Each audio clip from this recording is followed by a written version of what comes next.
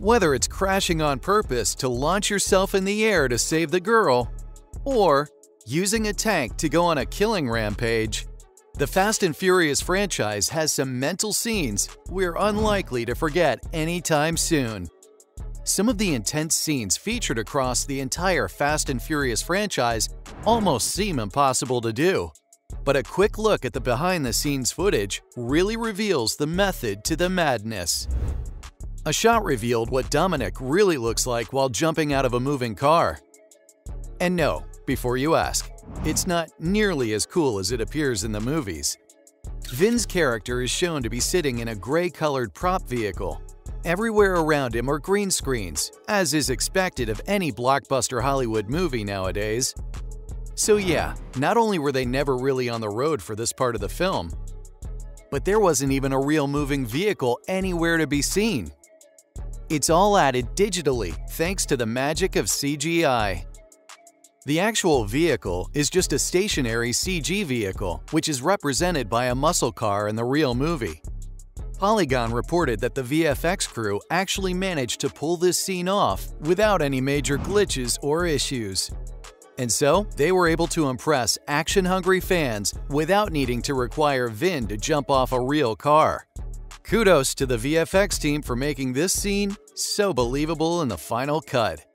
But I can't help but feel that if instead of Vin, Tom Cruise was involved, he'd definitely be up to jumping out of a car. Or a dozen. And this isn't even the only time the cars in the series were added digitally. In another shot featuring Owen Shaw, he's just sitting in a stationary car. No one really watches these films to see real-life documentary, but a part of me really hopes that there's some element of realism and stunt work involved. Well, sorry to be the bearer of bad news, but according to MPC, almost 90% of the vehicle action that you see in the movies doesn't actually happen in real life. Well, I suppose blowing up actual cars all the time definitely would have upped the budget by, I don't know, like $1 trillion? But still, learning that they're not even anywhere near the roads just feels like a punch to the gut. It's like finding out Santa was never real all over again. Most of the stunts in the movies are done using a technique known as film tricks. Hey, I'm not calling out the Fast and Furious franchise. It's pretty evident that it's produced some of the best car movies of the past 2 decades. But can we have some actual realism for once? Well, kind of, but not really. In another shot, we see Vin hanging in mid-air while grabbing a hold of a bar.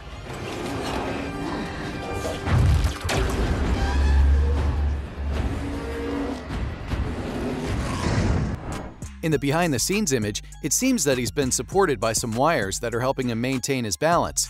He's definitely mid-air, but in the actual film, he was hanging from a tall building at this point.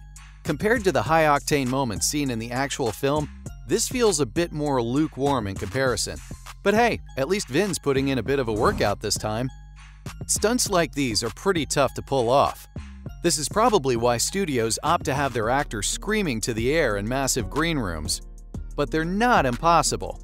In fact, over the years, some truly brilliant actors have managed to achieve such feats.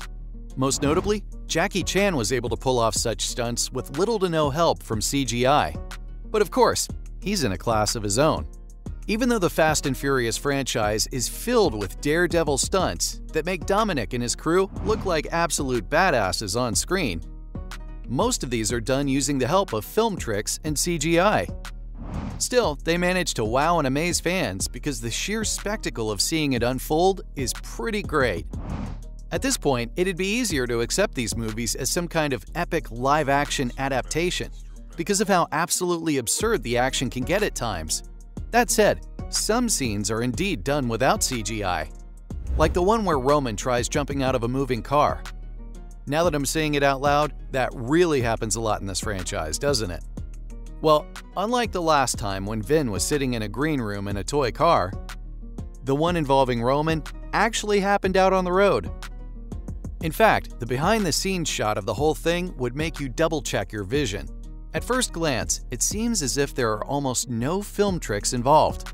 Though die-hard fans of the series who pay especially close attention to detail may still manage to notice where to look.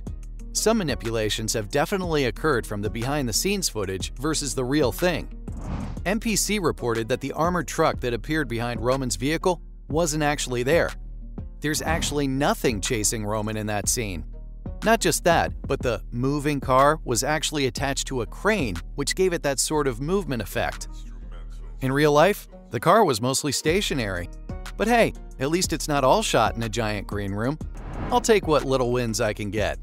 The fact that CGI managed to make a massive tank appear out of thin air is definitely impressive.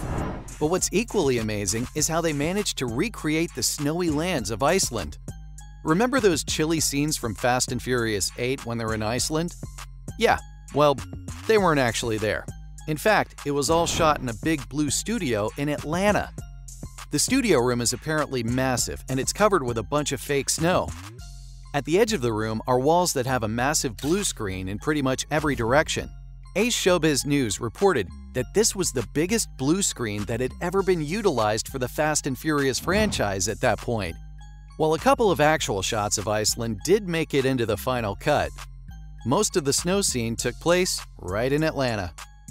While some people might like practical effects, it's hard to deny how epic CGI looks in comparison. I mean, you can literally show anything you want. And as long as it looks even halfway decent, most fans will eat it right up. Like the scene of Luke spraying shots from a bazooka. In the film, he's on top of a vehicle and just going ham on some poor souls. It's a good thing the laws of physics don't apply to CGI, because there's no way this scene would have been possible otherwise. In the final cut, Luke is having the time of his life, spraying shots while the vehicle's moving, I might add. While it might leave some fans wondering just how that's even possible, NPC reported that this was basically all done in a green screen room. There was a giant green wall behind Johnson, and he was standing on a stage that had a prop bazooka added to it. Not as exciting, but at least it looked cool in the movie. There's another thing that could have only been done using CGI, and that's the CGI shot of Paul Walker. It's hard to argue against the fact that Brian's character was the heart and soul of the franchise. After Paul's tragic passing, it seemed like there needed to be some form of closure there. A VFX supervisor working on the film stated that they essentially used a CGI version of Paul to film the scene. They had the help of Walker's blood brother, who was likely used as a reference to make it look as realistic as it did. It's definitely amazing to see just how far technology has come. Anyway, which of these behind-the-scenes facts from the making of the Fast and Furious franchise surprised you the most?